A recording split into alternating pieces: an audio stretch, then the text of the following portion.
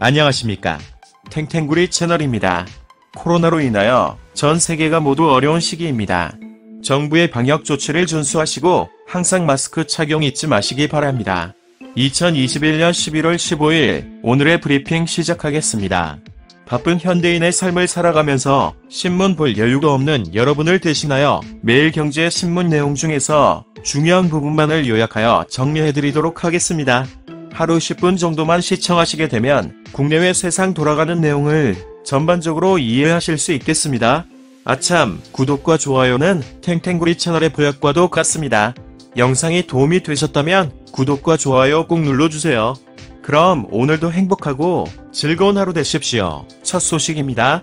기후회, 석탄 발전 폐지서 감축 급선회, UN 기후협약총회 폐막, 세계 각국이 논란 끝에 지구온난화 주요 원인인 석탄 화력 발전을 단계적으로 폐지하자는 종전계획에서 한 발 물러나 단계적으로 감축하자는 절충안에 합의했다.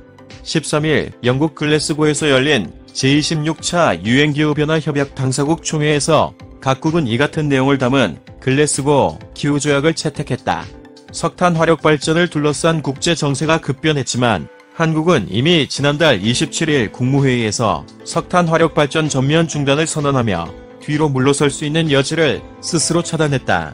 국내 산업 발전 필요성에 대해서는 눈을 감은 채 지나치게 높은 탄소 감축 목표에만 집착한 것 아니냐는 비판이 나온다.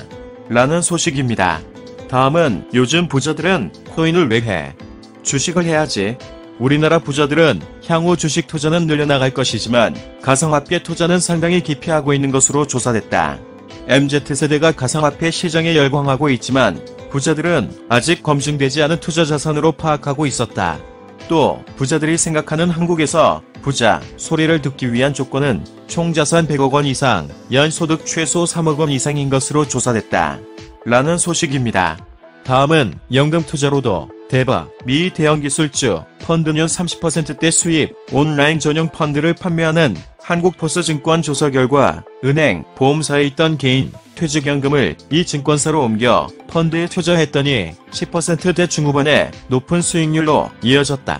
지난해 3월 코로나19 팬데믹 이후 일어난 동학개미 운동 영향으로 연금 시장에서 자금의 대이동이 일어났는데 적어도 2년간의 성과는 긍정적이라는 평가가 나온다. 다만 펀드 수익률도 주가처럼 계속 올라갈 수는 없기 때문에 연금 펀드에 투자할 경우에도 시장 상황을 살펴가며 포트폴리오를 조정해야 한다고 전문가들은 입을 모은다. 라는 소식입니다. 다음은 보스턴, 실리콘밸리 신산업 둘러보고 이재용, 뉴 삼성 속도 낸다. 이재용 삼성전자 부회장이 구상하고 있는 뉴 삼성 윤곽이 조만간 드러날 것으로 보인다.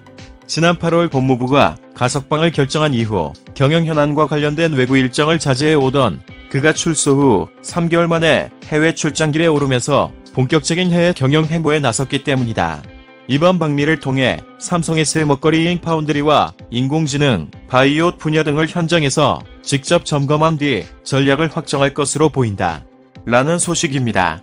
다음은 어린이 안전 못 지키는 스쿨존, 차 통행 많으면 되레 50km 허용. 서울 지하철 4호선 명동역에서 불과 100m 앞쪽 골목에 위치한 서울 남산 초등학교. 경찰은 학교 주변 골목길을 스쿨존으로 지정했지만 이곳을 통행하는 차량은 시속 50km까지 달릴 수 있다. 보통 스쿨존은 시속 30km 이하로 속도를 제한할 수 있지만 이곳은 도로 폭이 넓다는 이유로 자동차가 속도를 낼 수 있도록 했다. 통행량이 많은 곳은 스쿨존으로 지정되더라도 원활한 차량 소통을 위해 제한 속도를 시속 50km로 올릴 수 있다. 라는 소식입니다. 다음은 노동이사제 도입, 종부세 재검토, 이재명 더불어민주당 대선 후보와 윤석열 국민의힘 대선 후보는 14일 각각 노동이사제 도입과 부동산 세제 개편을 내세워 모처럼 정책 대결을 펼쳤다. 노동이사제는 노동자 대표가 의결권을 가지고 이사회에 참여하는 것으로 노동계에서는 기업 경영의 투명성을 높이는 제도라고 주장한다. 반면 경영계는 경영권 침해라며 반대하고 있다. 윤 후보는 1주택자에 대한 종합부동산세 과세 전면 재검토 방침을 강조했다. 조만간 날아올 종부세 고지서가 내년 대선의 승패를 가르는 중요한 요인이 될 수 있다는 판단하에 해당 이슈를 선점하려는 것으로 풀이된다.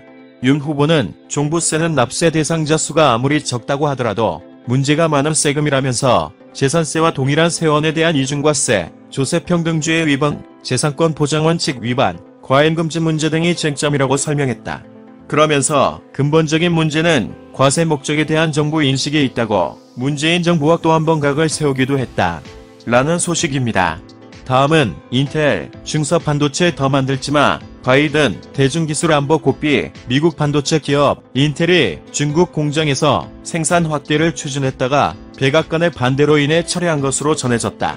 13일 블룸버그에 따르면 인텔은 반도체 공급 부족 사태를 해소하기 위해 최근 중국 청두 공장에서 반도체 재료인 실리콘 웨이퍼 생산을 늘리려고 했지만 국가안보를 내세운 조 바이든 미국 행정부로부터 제동이 걸렸다.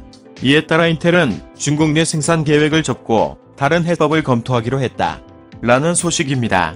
다음은 상속세, 공제한도 늘려야 정부 용역받은 국책연 직원, 정부가 상속세 재개편안과 관련해 세율과 공제한도 조정은 어렵다고 밝힌 가운데 국책연구원인 한국조세재정연구원은 공제한도를 키워야 한다고 제안했다. 상속, 증여세가 부의 재분배를 돕는 원래 기능을 실현하려면 공제한도를 주기적으로 계단식 상향하든지 최소한 물가와 연동시켜 높이자는 주문이다. 상속세 공제한도는 2000년 이후 22년째 그대로다. 조세현은 10년간 자녀 1인당 5천만 원으로 고정된 증여세 공제한도도 늘려야 한다고 덧붙였다. 라는 소식입니다. 다음은 차 안 사고 빌려 탄다. 렌터카 100만 대 시대. 최근 차량을 직접 소유하기보다 빌려 쓰려는 2030 세대 소비자들이 많아지면서 국내 렌터카 시장이 빠르게 성장하고 있다. 법인들도 기존에 이용하던 리스 대신에 보험료가 포함되어 있고 정비 서비스도 받을 수 있는 렌터카 방식을 선호하는 추세다. 수요가 늘면서 렌터카 업체들도 최대 실적을 갈아치우고 있다. 라는 소식입니다. 다음은 셀트리온, K바이오 역사 새로 썼다. 셀트리온이 만든 코로나19 항체 치료제 레키로나가 국내 바이오 신약 최초로 유럽 시장에서 정식 허가를 받았다. 한국 바이오 기업이 스스로 모든 임상시험을 수행한 끝에 얻어낸 성과라는 점에서 의미가 크다는 평가다. 셀트리온은 향후 미국에서도 허가를 획득해 명실공히 세계적인 바이오 기업으로 인정받겠다는 계획이다. 라는 소식입니다. 다음은 45돌 맞은 MCM, 친환경, 메타버스의 총력. 올해 창립 45주년을 맞은 럭셔리 패션하우스 MCM이 지속가능 패션과 메타버스로 새로운 도약에 나선다. 전세계 패션 트렌드를 선도해온 MCM은 올해를 기점으로 기존 고객뿐 아니라 MZ세대까지 사로잡는 브랜드로 도약한다는 계획이다. MCM은 1976년 독일 뮌헨의 예술적 감성과 독일 전통 장인 정신에서 영향을 받아 뮌헨에서 탄생한 브랜드다. 아시아에서 가장 영향력 있는 여성 기업가 중 한 명인 김성주 회장이 설립한 대한민국 유통회사이자 명품 브랜드 기업인 성주그룹이 2005년 MCM을 인수했다. 라는 소식입니다. 다음은 연말 강자, 호칭 무색, 힘 못 쓰는 보험주, 금리 상승 수혜, 연말 배당 기대 등 호재에 주목받아왔던 보험주가 기대와 달리 약세를 맺지 못하고 있다. 이달 초 미국 중앙은행인 연방준비제도가 자산 매입 축소를 발표하며 돈줄 조이기에 본격적으로 나선 이후에도 좀처럼 상승 동력을 찾지 못하는 모습이다. 손해보험 대장주인 삼성화재 주가는 지난 12일 종가 기준으로 한 달 전보다 6% 하락한 22만 5,500원을 기록했다. DB손해보험, 한화손해보험 주가도 같은 기간 각각 12%, 7.2% 하락한 57,500원, 4,150원의 거래를 마감했다. 롯데손해보험도 소폭 하락했다. 라는 소식입니다.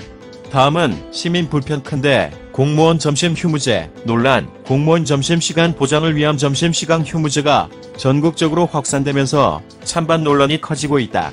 공무원들의 정당한 권리라고 주장하는 측과 시민들의 불편을 초래할 수 있다며 반대하는 목소리가 맞서고 있다.